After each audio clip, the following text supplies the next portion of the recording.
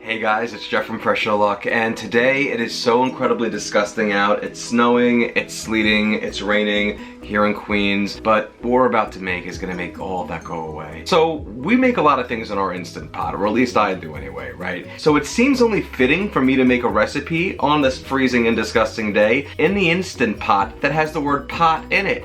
Now, get your minds out of the gutter. Guys, finally, it's here. We're making a pot roast, and it's gonna be one of the most outrageous pot roasts you've ever devoured. And now you know I would never steer you wrong, and I hope you know that by now. So guys, you're gonna see how simple this is, how little prep goes into this. I mean, it's just a little bit of cooking time to make it super tender and divine. So guys, it's time to go to pot, because we are gonna make the most amazing, flavorful, outrageous, juicy, tender, astounding pot roast right in the Instant Pot. Instant Pot roast. Let's go. I want to begin with 2 medium yellow onions, and then slice them up long ways and then into little wedges, so we kind of have a look like this going on. See? Nice thick pieces. Let's set those aside. Alright guys, so a key ingredient to a pot roast is a great cut of meat, and a lot of people like using chuck roast. I'm using a beef round or a rump roast for this. I really like this for this. It's nice and marbled, as you see. It's a great cut. A chuck roast is good, and so is a beef round rump roast, and this is about 3 pounds worth. So you can go between 3 to 5 pounds. I feel like 3 pounds is the perfect amount, and it actually is going to make quite a lot.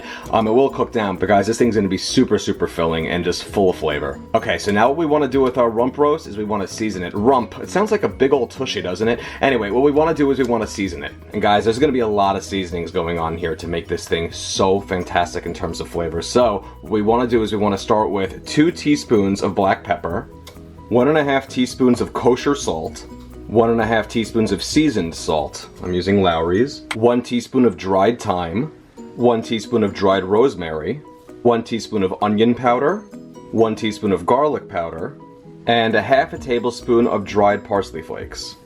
And then just mix all that up together in our little mixing bowl here. And then pour it onto a plate, because it's going to be easy this way to lay our meat on top of it and then make sure that we pat all the sides of it so it's nice and coated and seasoned. Now I want to take my beef and I want to now rub it in all the spices and make sure we get it nice and good on both sides. Just really get all of it pretty much rubbed in. There should be plenty to go around, you see that? This part's a little messy, but it's also a lot of fun. And by the way, if there's a lot of excess fat on the roast, which mine did not have, you can either keep it there or you can just trim it off. Keeping it there will make more flavor happen though. Get all the corners, get all the edges, and voila! There we have it, our seasoned delicious rump roast, or chuck roast. Now I want to go to the Instant Pot and I want to add in 2 tablespoons of olive oil, extra virgin. So now I want to come down to the control panel and hit the saute function and adjust so I'm on the more or the high setting. On the Duo Plus, by the way, to adjust, you just hit the saute button until you hit the desired temperature. Whereas on the Duo series, you hit the adjust button. And let's give it some heat. And let's let the oil heat up between 2 to 3 minutes in the pot. And after about 3 minutes of the oil heating up in the pot, let's take our roast in there and we're going to sear each side. And we're going to leave it on each side for about a minute. And after about a minute, let's flip it over to the other side. And sear that one. And smelling great. And after another minute of searing on the other side, we're going to now take it out and then just transfer it back to a plate, just like this, and we are looking good.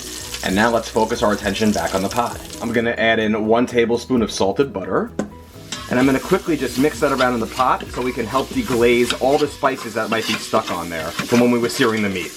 This butter is going to help get everything up. So just scrape the bottom with a wooden or plastic spoon. Not everything needs to come up, but the bottom of the pot should be fairly clean by now. Alright? And now let's add in our onions. And we're going to stir that around in the pot, and we're going to let that cook for about 2 minutes. Now, as the onions cook, they're going to release some water, because they're full of water, as most things are. Even humans are full of water, did you know that? And so it's going to help deglaze the bottom of that pot. You see now we're looking pretty clear from where we were before. Perfect. We don't want it to be caked on with spices, so it's important that you constantly stir around that butter as it was melting, as well as the onions when you put them in for a moment. And you see, once the onions have been nice and mixed around, all the remnants from the seasoning of the beef are all coated in the onion, as well as the olive oil and butter, so it's going to be phenomenal. So let's let this cook for about 2 to 3 minutes. But you can make a pot roast, that's wonderful. What's so wonderful? First you brown an onion. I also want to add in a tablespoon of sliced garlic and 2 tablespoons of Worcestershire sauce. And now you can really deglaze the bottom of the pot. You see that? Nothing's sticking now. So we're gonna let this cook for about another 2 minutes. So all in all, the onions about 2 to 3 minutes on their own. Then add the garlic and the Worcestershire sauce and then cook for another 2 minutes or so. Okay, now just before we're finished here, just make sure we scrape and deglaze the bottom of the pot so it's nice and clean on the bottom. We don't really want any spices stuck on during this process. Okay, now it's time to lay the trivet into the pot and leave the handles up. And let's put our roast in now with clean hands. Make sure the fatty side is up so the fat can drip through it. And of course, wash your hands after you've done that. Now I want to take 6 ounces of sliced portobello mushrooms and lay them on top of our roast. You can actually break them in half too if you want. Give you more that way. There we go, perfect. And now I'm adding in 2 cups of beef broth, as well as a cup of a good dry red wine, like a Pinot Noir or something of that nature. Do not use red cooking wine for this. Use a good red wine that you would drink. It's important for this. And now we want to put some potatoes and carrots in there, right? But we don't want to put them directly in the pot because it might turn to mush. So we're going to put them inside of a foil-wrapped bag that we're going to securely create. So I'm taking about a pound of baby white potatoes, and I'm just going to wrap it up in this foil. There's my potatoes. And then I want to take about 8 ounces of baby carrots and then do the same thing. Wrap them up nice and good in a little tin foil pouch that we've created. So I have my baby white potatoes here and then my baby carrots here. Lots of babies. And now in our Instant Pot, we should have plenty of room to put our foil wrapped vegetables. So I'm going to put my baby potatoes right over here and my baby carrots right here. Just make them fit and it should be totally fine. And that's it, guys. Now we're ready to put the lid on top and cook. So I'm going to secure my lid. Make sure I'm in sealing position. Okay, and now that we're ready to pressure cook, let's hit the cancel button and now hit pressure cook, or the manual button if you're on one of the older Duo series. And we want to go, guys, for 1 hour on this. You see that? On these pots, the Duo Plus, it'll say 1 and then 00, whereas on the Duo series, it'll say 60. The right side on the Duo Plus are minutes and the left side are hours, so 1 hour, okay? And be patient. It's going to take a little bit of time to come to pressure, so don't worry. And once the pin does pop up and it comes to pressure, it's going to say on for about 5 more minutes before it begins counting down. And while we're waiting for our pot roast to cook in the pot, and since I had to crack open a bottle of red to make this recipe, well, cheers. I'll be busy for the next hour. And now that we're done, we're going to allow a 15-minute natural release. That means we're going to wait until this reads 15 right over here. This is minutes, this is hours in the Duo Plus, by the way. And once that reads 15, then we're going to quick release. So in other words, we do nothing for 15 minutes except drink more wine. And now that 15 minutes of a natural release have passed, we're going to finish it off with a quick release. And our pin just dropped, so let's take our lid off the pot. And let's now carefully just remove our vegetables from the pot and then set these aside for a few moments. Come right back to these. And there is our lovely pot roast inside of our pot. Well, look at that. And now look at how much more broth and sauce there is now due to all the cooking. Alright, so now let's remove our pot roast with the trivet, nice and easy. See how handy this trivet comes in? And then you can just flip the pot roast right on the trivet so we have it right laying on top of our cutting board. Perfection! Okay, so let's let this cool for a few moments and move on to our next step. So now I'm going to come back down on my pot and hit the cancel button here, and I'm going to hit the saute button again and adjust so we're on the more or the high setting, which it already is. I'm going to want to now focus my attention on the sauce, and I want to thicken it by creating a cornstarch slurry. So I want to take 3 tablespoons of cornstarch and combine it with 3 tablespoons of water. And then just mix that up so it goes from like a cement-like consistency to a nice, smooth, and creamy consistency. Just like that. And there's your cornstarch slurry. Amazing thickening agent for any sauce. And now I'm opening up my potatoes and look at that. Perfect.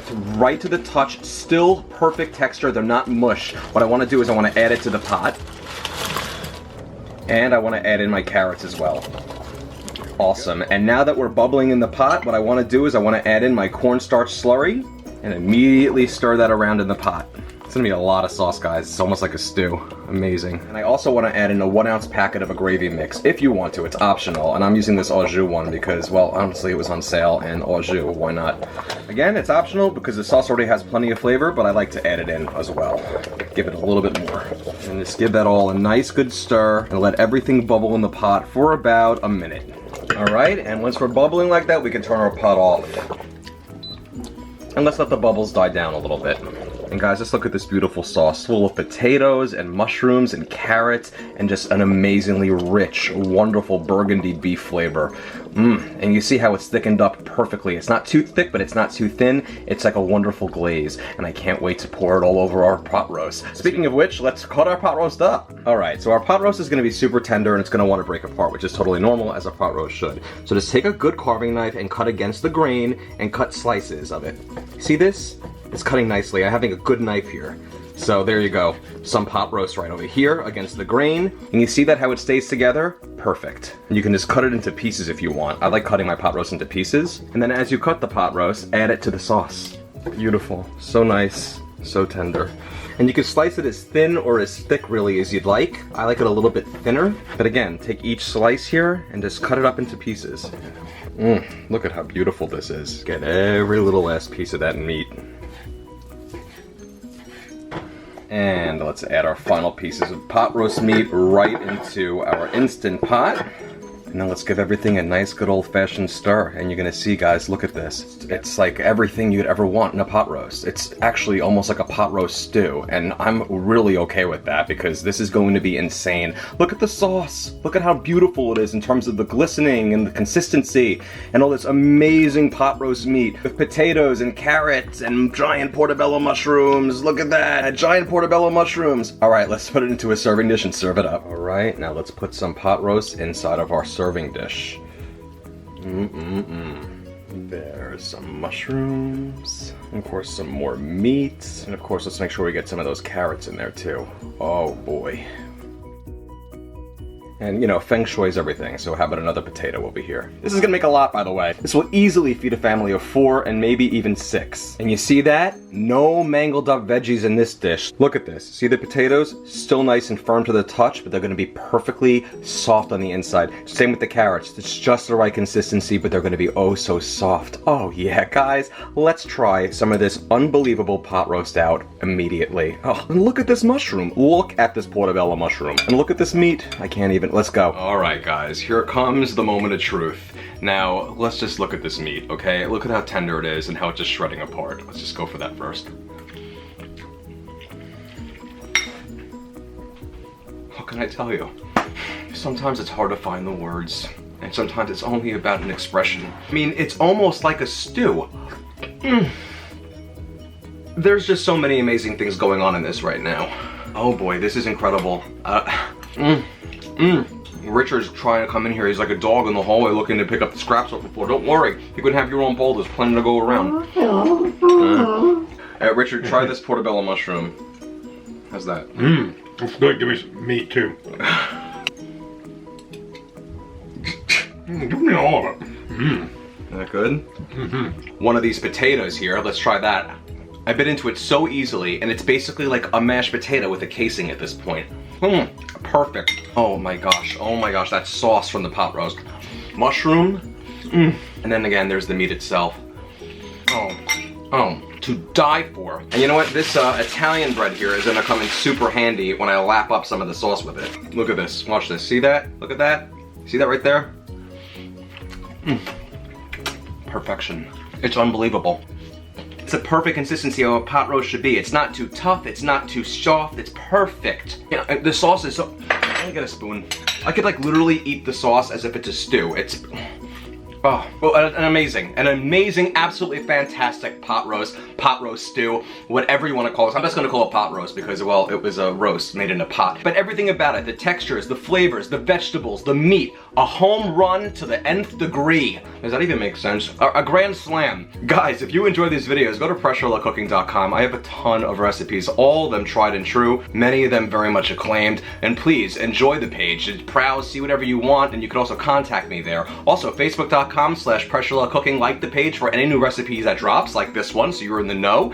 Any humor, any tips on any sales coming out, or tips about the Instant Pot in general. And of course, at Pressure Luck, subscribe to me on YouTube, Twitter, Instagram, and Pinterest. You can pin any recipe to any board from the website as well. Very easily done. Thank you guys so much again. If this isn't an instant pot roast, I don't know what is. I mean, look at all the little strands of the meat in the sauce. Oh my God.